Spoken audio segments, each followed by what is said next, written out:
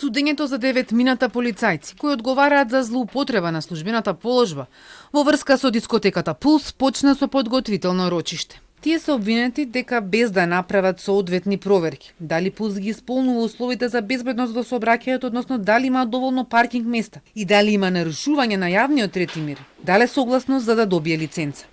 На конкретниве полициски службеници опфатени со ова обвинение им се става натовар дека во таа насока не ги извршиле своите службени обврски должности, односно не направиле целосна проверка и врз основа на ненаправената целосна проверка дадена е согласност која што понатаму позитивно е оценета и е добиена лиценца и на тој начин е овозможено овој клуб Пулс да работи и да остварува заработка.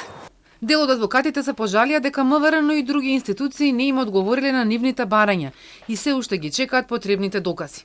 Побараа и судот да интервенира. Одбраната очекува ни судењето да се утврди дека нема одговорност кај овие полицајци.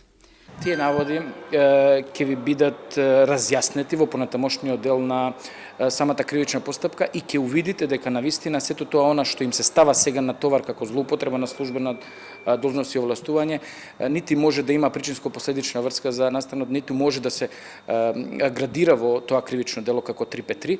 Од истрагата за полицајците произлегоа 3 судски предмети. 2 се за злоупотреби, а еден е поврзан со кобниот 16 март, кога во пожарот во Пулс животот го загубија 63 млади луѓе, на 200 беа повредени. Тие 13 полициски службеници се обвинети за тешки дела против општата безбедност.